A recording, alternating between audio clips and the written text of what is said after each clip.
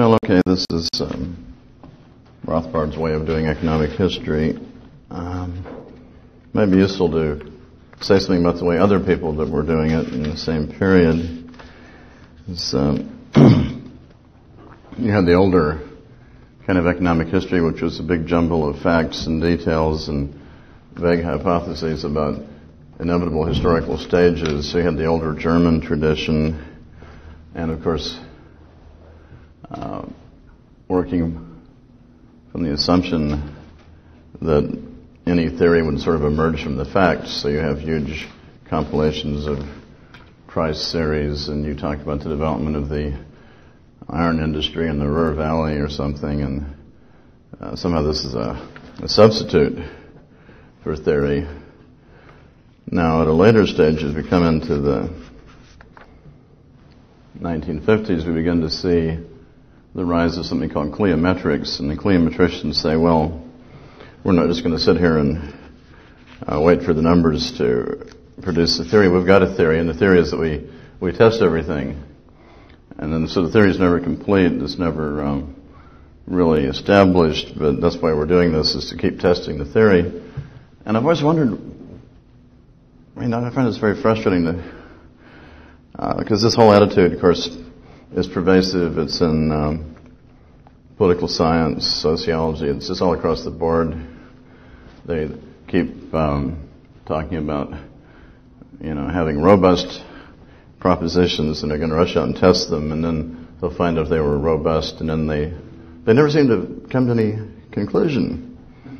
It's just this sort of constant process of testing because they've all read Popper or predecessors of Popper, and they think they have to proceed. So, of course, the Austrian perspective is that this is just wrong, that different methods apply in the sciences of human action, and, of course, the two fundamental books there, I guess, would be Mises' fundamental Ultimate Foundations of Economic Science, 1962, and the predecessor, the Epistemological Problems of Economics, if I have the title right, 1933, translated somewhat later.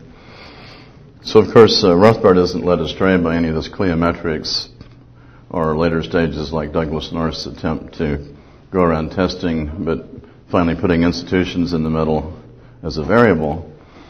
And, of course, once again, the whole notion of variables implies that there are constants in human action in the same sense that there are in say, physics.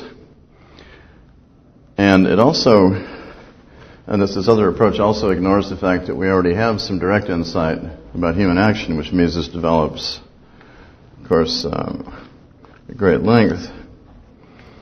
So, given that there is theory, what's its relation to history? Well, the relation is that history is a record of what people have done or thought in the past. In a way, it's a record entirely of what people have thought. Then they did things. So you have to reconstruct it, in effect. You have to reconstruct an intelligible narrative that includes such things as motives. And Mises refers to this, the rough approximation as thymology, which might be expressed as a kind of everyday psychology. We kind of know something about why people do things because we want to anticipate what they're going to do and adjust our actions accordingly. This word hasn't caught on, and then Francis Fukuyama started using the word a few years ago in an entirely different sense, so more confusion has been added. Nonetheless, the concept, I think, is sound. So when Rothbard does economic history, he's assuming that you bring theory in where it's appropriate to refute or explain an array of facts, so that if there's an economic recession, it's reasonable to go back and look for a prior expansion of the money supply. This isn't the same thing as saying that every expansion of the money supply gives you a 1929 style depression. But nonetheless, when certain things happen, okay, let's say people are complaining that there's a shortage of credit. And you have to say, well, we just can't take that on faith. What could they have meant? and you go around looking for usury laws, things that might have objectively tended to create a shortage of credit, and if not finding those, you might say, well, these are just guys that want credit, so they're really wanting inflation. They're demanding paper money inflation of some kind, so it's self-interest or mistaken theory that makes them say this. Okay. So particularly in Rothbard's work, you see the influence of Charles Beard, and it wasn't that Beard's economic assumptions were particularly good. It was that Beard at least saw that people often had motives, and they would advocate certain things with an eye to improving their economic position and their wealth through use of the political system. But of course they wouldn't say that directly. They're not going to go out and say, well, give us all a better income because we're deserving. That they would have to obscure what they were doing with some sort of ideology and saying, well, it's for the good of everyone, and there are reasons that we understand and maybe you don't, but just trust us. So this brings in the whole phenomenon of ideology that is masking some motives. Now, that's by way of a general introduction. Now, as far as Rothbard's economic history, the best way to proceed probably, at least for a historian, is to proceed chronologically. So, I'll say something about some of the work that he did. Now, of course, he has a very old paper, probably an undergraduate paper at Columbia. And this is before he's been exposed to Austrian theory. He's getting all the standard theory, and his attitude, of course, toward the standard theory was that he thought the refutations were good. That when the institutionalists attacked the positivists, they had good criticisms, and the other way around. He thought all the schools had good critiques of the other schools' failings, but he didn't see any decent positive theory yet until he read Mises. So he has this very early paper on the German hyperinflation, and he's got, it's maybe 35 pages, and then he's got tables at the end, about 4 or 5 pages of handwritten tables showing the figures for the expansion of the money supply in Germany, 22, 23. And certainly, now and again you get some critic who says, well, Rothbard just rejected the use of statistics in the standard way because he couldn't do the math. Well, of course, we have Rothbard's grades. We know he could do the math. In fact, he was originally a combined math and economics major, but he came to believe that the standard approach to using statistical data to grow in testing theory was just erroneous. But, of course, this kind of material can be used in economic history, which is a different thing. You already have the theory, and as a historian, then you want to maybe reconstruct some things using all the data that we have. Now, his MA thesis was on the New York newspapers' opinions of the Panic of 1819, so this is fairly manageable. He can survey all the old newspapers of the period on microfilm or whatever. I don't know what they had then. Maybe they had really old, falling apart newspapers. Because this is very early. This is when there's a letter about 1952. He's asking the Volcker Fund if they can possibly find him a photocopy machine, and this is when this technology is pretty primitive. But he'll sometimes get an article and he'll type it out the hard way. He's got some old excerpts from papers that he's typed out because there's no good way to copy, or not very good ways that we're spoiled by.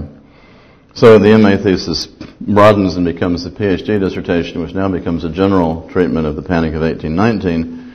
And by the time he is well into the dissertation, he's learned Austrian theory, he's met Mises, he's reviewed human action in a couple of places, and he can apply this. So what we have in the Panic of 1819 is an exposition, a short exposition of Austrian theory here and there, and the juxtaposition of this with the facts and political debates that the Panic led to. And one of the conclusions he draws, which is kind of interesting, is that the American debate over the fiscal policy, monetary policy, was in some ways ahead of the debate in Britain, just going on at the same time. And Mises discusses this at length in the Theory of Money and Credit and the Currency School, Banking School, and so on. And for instance, Conde Reguet, who's one of the American hard money free trade theorists, writes letters to Ricardo about some of the questions. Why would the American debate in some ways be in advance of the British debate? Well, frankly, it's because we'd had more inflation. There's hardly a colonial legislature that didn't inflate at one time or another. And the big inflation during the American Revolution, we'd actually had more practical experience. So at least the kind of primitive quantity theory of money would be available. And then you get a little more sophisticated renderings by people like William Gouge and Conde Reguet and so on. Scott Trask, who was here at the Institute for about a year, not quite a year and a half, is doing a lot of work on this, the hard money, free trade wing of the Democratic Party and the theorists involved. Okay, so this is the dissertation he's working on. There's a funny letter he gets in the early 50s. He gets a letter from William Barrage, who's one of the older economists at the time, and Barrage says, well, Rothbard, if you don't have a dissertation topic, you should look at the secondary recession of 1937. And Rothbard writes back and says, that's a good idea, but I'm already working on the Panic of 1819, and I find this funny in a way, because if Rothbard had decided to write on that topic, people would now be saying, well, but why didn't he explain the 1929? Whereas now it's the other way around. He wrote in 1929, so they say, well, why didn't he explain the secondary? Well, he wasn't writing the entire history of the 1930s. He wanted to, in the Great Depression book, use Austrian theory to explicate how we had the Great Depression. And again, what people tend to neglect, we get critics who say, well, Rothbard should have been able to trace every dollar through the banking system and in some kind of horrible detail. And if he could have done that, then he probably could have done socialist calculation too. So I think this is an absurd wish on the part of some critics. And I bring this up at this point, we're still in the early 1950s, because already Rothbard has a sketch. He's got a very not jumbled intellectually, but it's this onion skin carbon copy paper, 30-some pages, an essay on the Great Depression. And clearly this is what becomes the book, but this is like the first attempt at this. And a few pages are missing, but it shows that he's already contemplating a study of the 1929 Depression. Was it an outline or? No, it's actually an essay. It's just short. It's 30-some pages. So it's his first go at that kind of project. There's one reason why when he finishes his economic treatise, he's essentially done writing by about 57, or sometimes he goes back and does a little more, and then he'll write another letter and say, well, I'm done, and this is 1959. But he was able to jump to another grant, as that grant was running out, and say, well, I've got a project for a book on the Great Depression, and a little bit later he pitches his American history idea. So he's kind of jumping from grant to grant, because he hasn't got an academic position, doesn't get one until 1966 at Brooklyn Polytechnic. Okay, still in the early 50s, he does a number of so-called case studies. There's about 11 of these little short articles on particular points in economic history. One is the Edict of Diocletian, so it's a discussion of how Diocletian tried to decree that no change would occur in the Roman economy. Everyone would keep the same job and prices would be frozen. One of those interesting attempts to prevent change. This is published in Faith and Freedom in March 1950. And a couple others were published. There was one on the history of the regulation of French railroads. There was one on state monopolies in New Zealand. He read around a lot and could produce these case studies, but for some reason only about 3 were published. So let me see. Okay, so he does the treatise, Man, Economy, and State, and there is some reference to historical topics in there, but very little, because it's meant to be an exposition of theory. Now we come to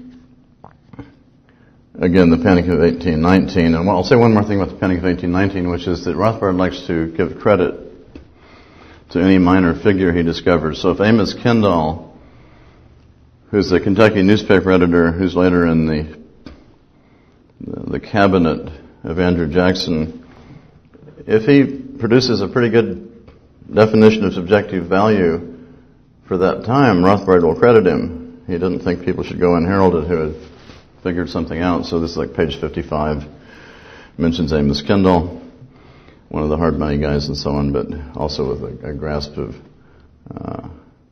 some theoretical questions. Now in 1963, What Has Government Done to Our Money is published. And again, this is a brief historical sketch of some of the changes in the nature of money. Oddly enough, it's first published in Spanish as Moneda Libre y Controlada, and a year later in English. This has something to do with Venegas Lynch in Argentina, who was a classical liberal and somehow had seen the manuscript, and so it's published first in Spanish. Now, he has what I think is very interesting, an unpublished essay from the early 1960s, and you can sort of deduce this from the fact that nothing in the footnotes is after a certain date, and also from the typewriter he's using and the state of the manuscript and what layer of his papers. So by context, you can say it's early 60s. And this is when he's begun working on his series in American history, so Conceived in Liberty, which was meant to be something like a 2-volume history of the United States from the beginnings of the colonies, at least through the Van Buren administration. Instead, Rothbard got so deeply immersed in the colonial period, he ends up with 4 volumes, and he gets just barely through the American Revolution in the 4 volumes. And we have some scraps of the draft of the 5th volume, but it tends to be a lot of paper in Rothbard's fairly indecipherable handwriting. There is one section that someone typed, so it's like roughly the first chapter, which I think we will eventually do something with, because it's Rothbard's account of the economic and political history of the Confederation period, right up to the Constitution movement. And this is good material. But in the unpublished paper, he's interested in how American historians have viewed the economic issues in say, particularly 19th century history. He's still interested in this period of the Panic of 1890 and after that. And let's see, the paper, by the way, is called Capitalism, Class Conflict, and Economic Opinion, a Critique of American Historiography. And here he's also able to rely on Dorfman, because his mentor, Joseph Dorfman, had done one of the early critiques of Arthur Schlesinger Jr. Arthur Schlesinger Jr. said, well, clearly all of the Democrats who supported Andrew Jackson were sort of a proto-proletarian movement. They're sort of agrarian socialists and trade union leaders, and they're just the ancestors of the New Deal. Well, if that's true, how come the most prominent spokesmen tend to support free trade and hard money? This seemed like an odd thing for a proto-socialist movement to support. And Dorfman had demolished some of Schlesinger's claims in a famous essay in, I think, the late 1940s. And Rothbard was sort of following up on this. So he says, looking at the historians, and this again, in terms of what was written by the early 60s, he says, some historians adhere, quoting, to the classic Marxist position which divides history into 2 arbitrary periods. 1, the period in which capitalism was progressive, and 2, the modern period when capitalists become the enemy to be battled on behalf of the workers.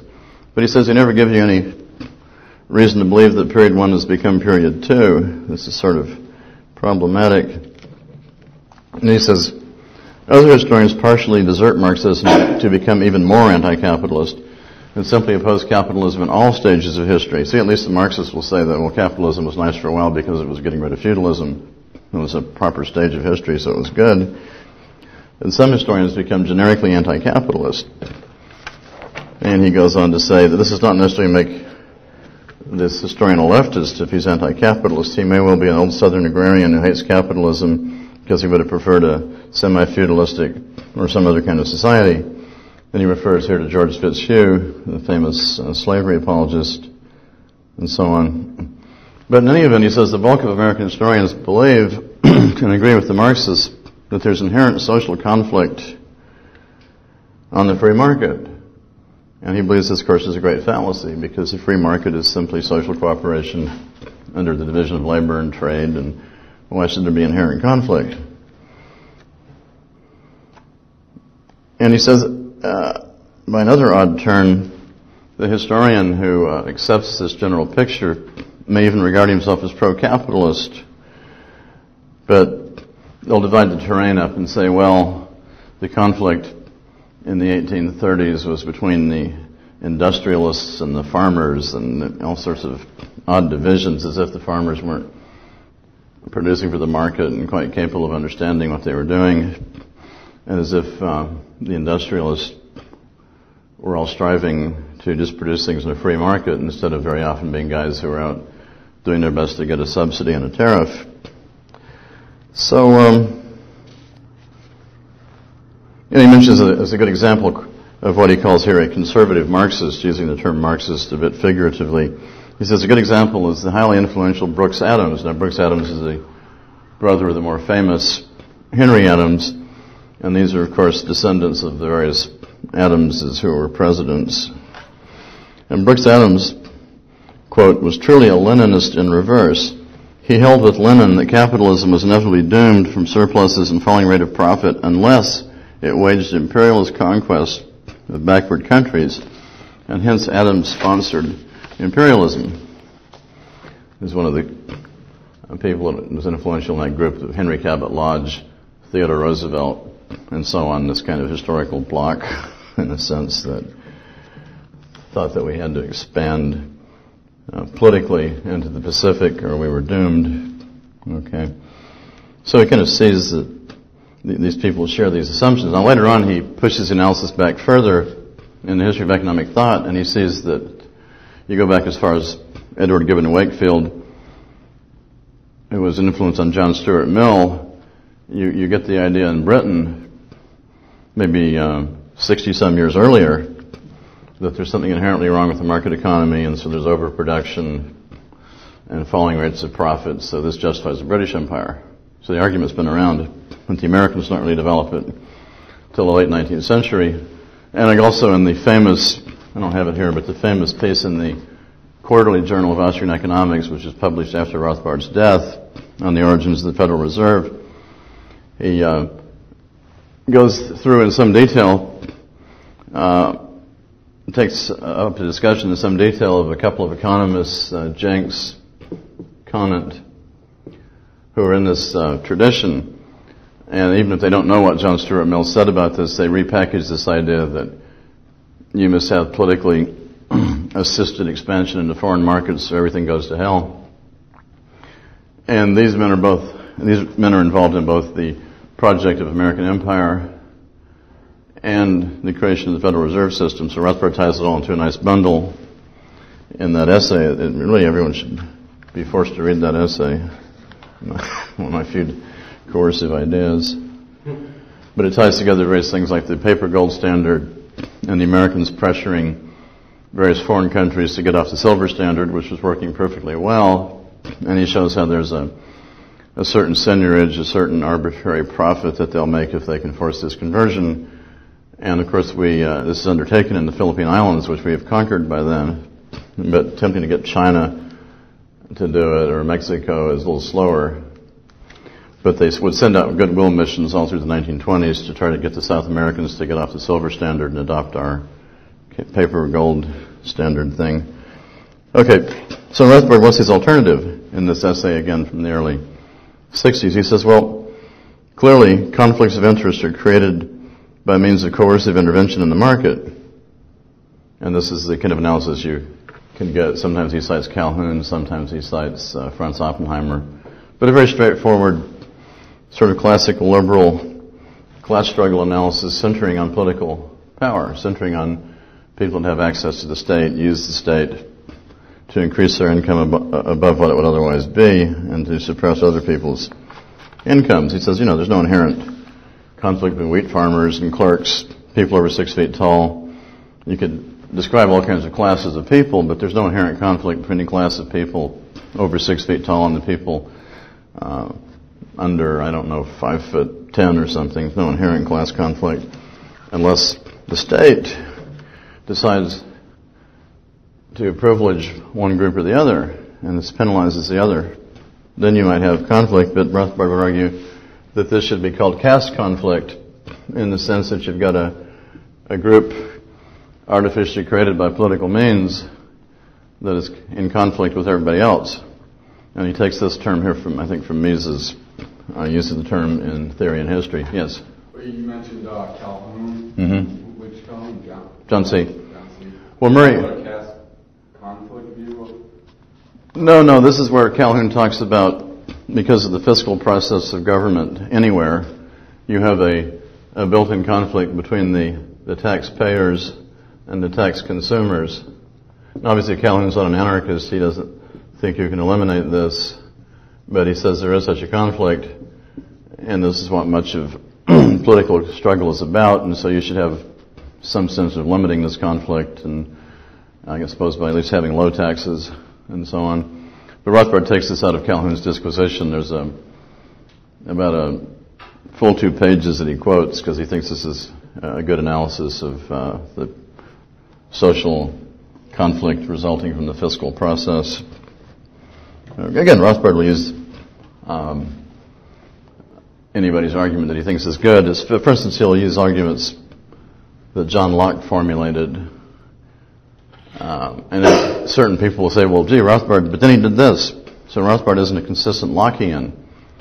Rothbard didn't set out to be a consistent Lockean. He set out to find out who had a good argument. And if he has to pull the argument out of somebody's system and put it someplace else, he'll do it, provided he thinks the argument consistently fits in the new context. So the idea that some people think that if you read John Locke, you should be some kind of antiquarian, and you either are for Locke or you're against him, but if you quote anything from him favorably, then you have to endorse his entire system. Rothbard, from their standpoint, would be eclectic, but of course Rothbard is trying to build his own system. So it's just sort of, so he uses quite a variety of sources. I mean, he was never afraid of Marxist historians who thought they did good work. He just tended to ignore the final chapter. In the final chapter, the Marxist suddenly remembers that whatever he said in the rest of the book, suddenly remembers that the mode of production is determinate in the final instance, and we have to have socialism. So you always get the commercial for socialism in the last chapter. Well, he wouldn't found that very persuasive. Okay, let's see if I want to do anything more on this essay. Well, that's enough of that, but what we've got is a strong sense in Rothbard's early work that when you're doing economic history, you're doing political economy in the old sense of the word. And that what happens in politics is going to impinge on the economy. It's going to be very important that the economy is this, or what they're struggling over in the political process. Nobody tends to use the term political economy anymore, I think, except the Marxists. They've kind of inherited it from, I guess, the Ricardians. All right, so what else does he write? Well, he comes out with America's Great Depression the same year as the Panic of 1819 comes out. And America's Great Depression is significant in a number of ways. It's, of course, I think certainly the first Austrian attempt to analyze the Great Depression after World War II. I mean, there's something that's all quasi-Austrian by Garrett called A Little Bubble That Broke the World. And John T. Flynn comes close to getting it, but he's a journalist. He's not an economic historian or theorist. And maybe some of Benjamin Anderson's work. There's a few, but really nothing quite like this. But also, again, something I think is underappreciated. Rothbard isn't just interested in saying that the money supply was expanded by these numbers in the 1920s, but since productivity outstripped the rate of increase, prices were level or even fell slightly. So we had the illusion there was no monetary expansion. And yet that behind the scenes is distorting calculation and planning. And you get the Depression finally. Well, this isn't the whole thing he did in this book. He's interested in knowing why, once the stock market crashed, why it was prolonged. Because we'd had plenty of panics and depressions in American history, and to the extent the government didn't try to fix them, they were self-correcting in a fairly short time. Even the much lamented Panic of 1893, these all were fairly brief. So why does the Great Depression just go on forever? Indeed, down to Pearl Harbor, more or less. You have very high unemployment rates. Everybody's going on wondering why the economy hasn't restarted after all this New Deal legislation. And so here he goes into a very interesting analysis of the political measures undertaken by Herbert Hoover to fight the Depression. And this is very important stuff. For one thing, it discredits one of the great historical myths of the 20th century, which is that the Republicans, Harding, Coolidge, Hoover, were diehard laissez-faireists. And the Great Depression proves that this is an evil form of economy that doesn't work and had to be cured by the New Deal and the welfare state and massive intervention. Well, what Rothbard, of course, finds on closer analysis is that Hoover is, in effect, a proto-New Dealer, and he pioneered most of the New Deal's distinctive measures. And, of course, everything he did prolonged mass unemployment and prevented readjustment, the readjustment of relative prices, and prevented and attempted to prevent the deflation that you used to at least be able to enjoy in these situations. And, of course, this made some of the people on the right unhappy because they admired Hoover for various reasons having to do with the political context and the fact that after the New Deal comes to power and stays there for a very long time, Hoover looks relatively libertarian or right-wing compared to that, and plus he's begun to adopt the rhetoric and denounce planning, despite his having been a kind of pioneer corporatist and so on. But it's also kind of an argument that might not have been well received by American liberals, because if they took it seriously, they'd have to say that, well, their whole take on laissez-faire might be wrong. So that's one, and then this is also a topic he doesn't abandon. He does more Hoover revisionism after this. There's a famous book review in Studies on the Left, 1966.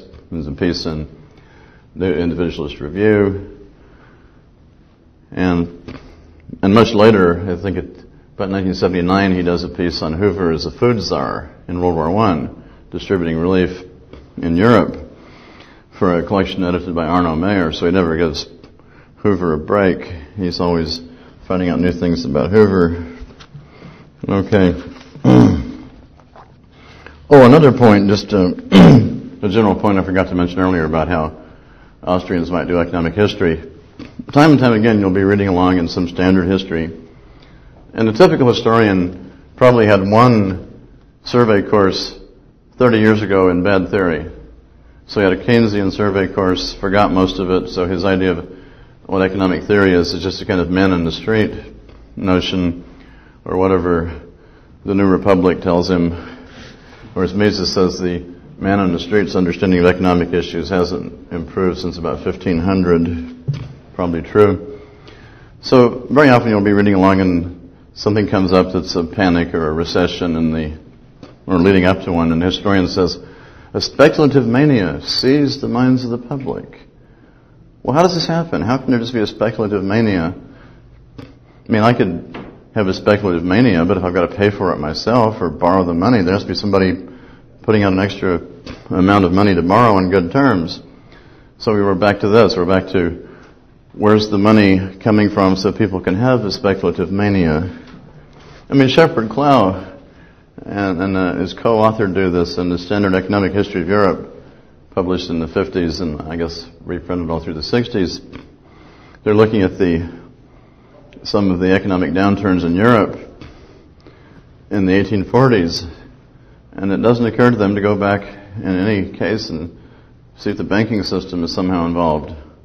I mean, I guess I'd rather think that sunspots were the main cause, or who knows, but They describe it well enough, but they don't seem to think that a causal explanation would be worth looking for. Now, coming out of this work on Hoover, Rothbard's developing a pretty sophisticated notion of corporatism, which we can roughly define as an alliance of big business, state, and sometimes trade unions to restrict markets, raise prices for themselves, and so on. And this begins to have implications not just domestically but also in foreign policy. So there's a whole kind of integrated analysis you can begin to make and try to figure out how that works and what these guys were trying to accomplish. And now he begins to discover a whole school of new left historians. So Gabriel Kolko, William F. Williams, Lloyd Gardner, James Weinstein, Martin Sklar. There's a whole group of these people that he begins to read and is to some extent in touch with because they agree on the central fact of corporatism. And they can discuss that even though they have entirely antithetical ideas about what the alternative might be to such a system. There's an interesting overlap in their work. In fact, Rothbard used to say that he wasn't afraid of Marxists who'd grown up around them. So he really could feel happy allied with the Marxists against the liberal centrist New Dealers. So he figured the Marxists weren't going to come to power, but these other guys were in power. That's actually worse. It's like his argument with Frank Meyer about 1960 in National Review. He says, well, you got some people out there who want to bring us the joys of communism, and all you conservatives want to go around hounding them and putting them in jail as criminals. What about the real criminals who are already in office? Aren't they more of a problem than these guys who get up on a soapbox and demand communism? Anyway, it's an interesting way to look at it. But then you have to become like the Soviet Union in order to defeat it. Yeah. What is that? Right. So, a number of important essays. Let's see how I'm doing for time. Well, again, a very important essay is in Modern Age in 1963. It's called Money, Mercantilism, and the State. Pulls together a bunch of these themes from his wide reading and a good survey of what's going on in 19th century American history in the interplay between the tariff and the monetary questions and so on. And it kind of prefigures what you get with a book like The History of Money and Banking, which is essentially a compilation of his essays on these subjects that when you put them together kind of cover everything from the colonial period almost down to Truman, anyway, down through the New Deal. So he's very concerned with the ideological and the institutional facets. In fact, Rothbard would get involved in so much analysis of institutions, using Mises' methods of thymology and so forth. And Mises would sometimes accuse him of being a Schmallerite, said he was spending too much time with institutions. But of course, I'm assuming that was a joke. He didn't really think Rothbard was a Schmallerite. Oh. I'll worry about it later. Okay.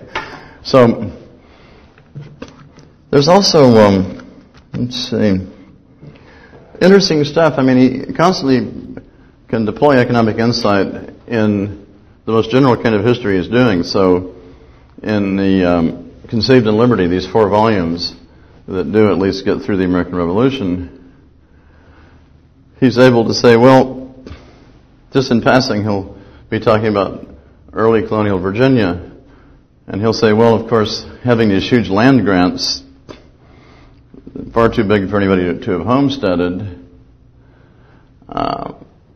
encouraged slavery, encouraged people to import slaves, because there's these big, huge states, so you can't work them with yourself and your family. Hired labor is too expensive. It creates an incentive to bring slaves into the picture. Just the fact that these big tracts of land are being arbitrarily given away by the king and his ministers. So all through, or the passage where he says, I think in volume 2 of Conceived in Liberty, he says, well, Locke has this general theory of property, but of course it means something different in England, where they simply say, well, this shows hypothetically how all the property titles that now exist could have originated It means something different in a new continent where you could actually apply homesteading and not just pretend that something like that had happened in England. So it's either, so in Britain, you might justify what in effect is a kind of quasi-feudal status quo using Locke's ideas. In North America, you can justify a very radical vision of the free market and homesteading. So you've got a lot of interesting all through, and this whole discussion obviously comes up from time to time or constantly that Massachusetts decides to create paper money. In fact, I think it's the American colonies that have the honor of inventing paper money. I mean, there's paper money in China, but that's not any direct influence on anybody. There's paper money in China from maybe, the 13th century or something, but nobody followed that example. So it may be that Massachusetts or one of the other American colonies bears the blame for the modern system of paper money. Although again, Rothbard says in his fragment on the Confederation period, he basically says, well, yes, the inflation was bad, but it didn't last. It's better than having a central bank. I mean, it's bad they should do this, but if they issue a bunch of paper money, it falls in value rapidly and it's gone. There's no permanent damage after that point. Whereas a central bank can cause all sorts of havoc and it doesn't go away. So that's actually a much bigger problem. So he's a little soft on the colonial inflation and the Revolutionary War inflation. Another issue he's very interested in the Confederation period is the argument by the proponents of a stronger federal government that, well, the argument's kind of on two levels. They make general arguments about how we have to have a stronger federal government to protect us from all these enemies. Having just defeated the strongest military power available, I don't know who is going to menace us that much, but nonetheless, people like Madison and Hamilton and so forth are saying we have to have this, we have to have a stronger fiscal system, and they want the power to borrow money on the credit of the United States. Well, the joker is, of course, that there's all this paper out there from the Revolutionary War, some of it issued by the states, some of it issued by the Continental Congress, and the paper is wildly depreciated.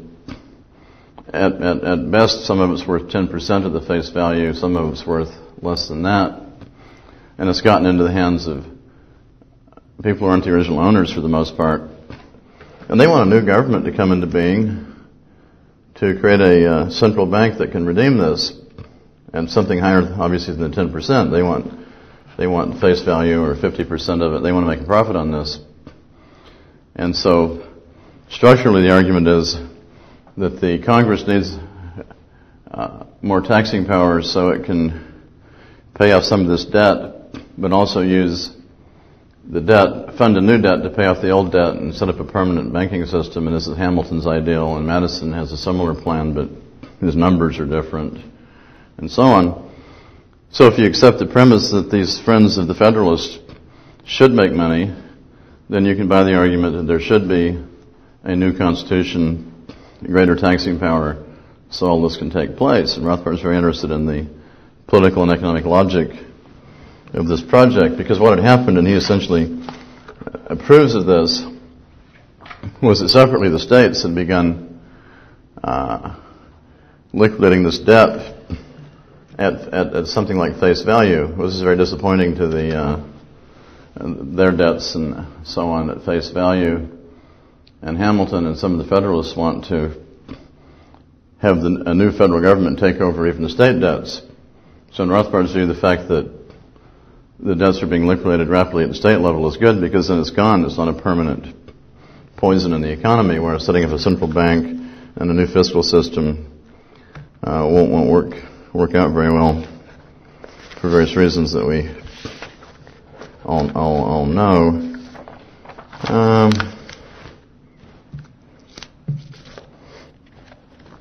Well, there's a lot more that he wrote, of course. I just find this period when she's developing all these ideas sort of systematically and cross-fertilizing different periods of history and so on to be the most interesting. But of course he goes on to write much more about banking and the essays that have been collected in the history of money and banking.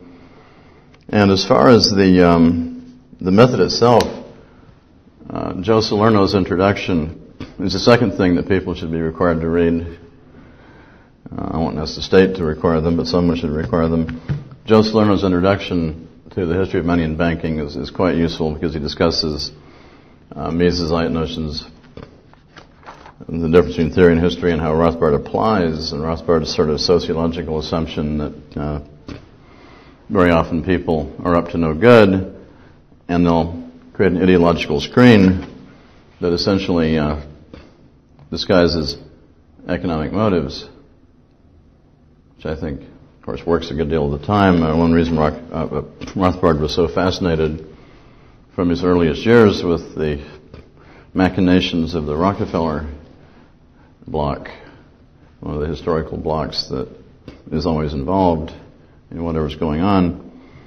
But for his, this is interesting stuff, so I suppose I can leave it at that. If there's any questions, yeah. I don't remember what he was presenting at, but Joe Salerno one time gave a talk at the NYU's Austrian Colloquium about Rothbard and history.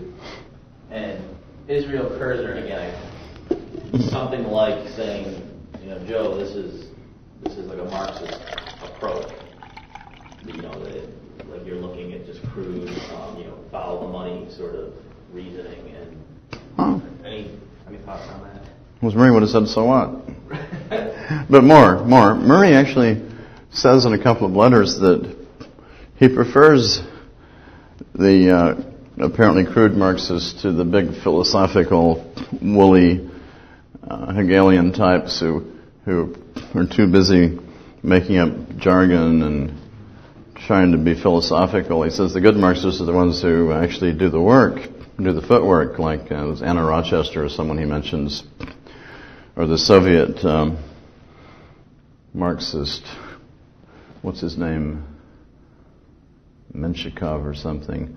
He had a list of people, for that matter, Philip Foner, who's the uncle or something of Eric Foner, who's a dishonest PC Marxist. Well, maybe I shouldn't say that, but somehow he doesn't seem to be as solid as the outright communist relation.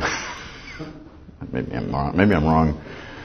But Philip Foner did this famous book on how the New York merchants viewed Southern secession, and it's an important thesis that they didn't necessarily have any strong opinions about the South being independent until the Southern states published their tariff rates, which were so much lower that these guys began to think that all the trade was going to depart for Charleston and New York would be ruined. And then they began to agitate and say that we have to save the Union. Well, this is an important thesis if it's true, and I think he provides some documentation. Well, this is the kind of thing Rothbard would have found interesting. I don't know why it's illegitimate for a historian to look for motives. I don't know, again, why Kurzner or anybody else should think that sometimes the motives, why he thinks they wouldn't be economic a good part of the time. Now, I think Rothbard's method is broad enough to allow for other motives. I think some of the people that go into the conquering business just enjoy being in the conquering business, and they enjoy power per se. So they might not in some way be in it for the money, but others are in it for the money, but you can easily make an alliance between these groups of people. I suppose the people that are in it for the money need somebody to actually go do the conquering. And to make the system work and hold together, the people that want the money need guys who are good at, regulating and intimidating and imprisoning or whatever it is they need to do to make it work. But certainly, I doubt that abandoning a search for economic motives would improve how we do history. But again, Rothbard would just said, well, sure, the Marxists ask good questions. Their system is flawed and they have an erroneous goal, but they do ask good questions. They're interested in this kind of thing. And since nobody else seems to want to do any work on it, certainly when he started out, this was all considered unfashionable and,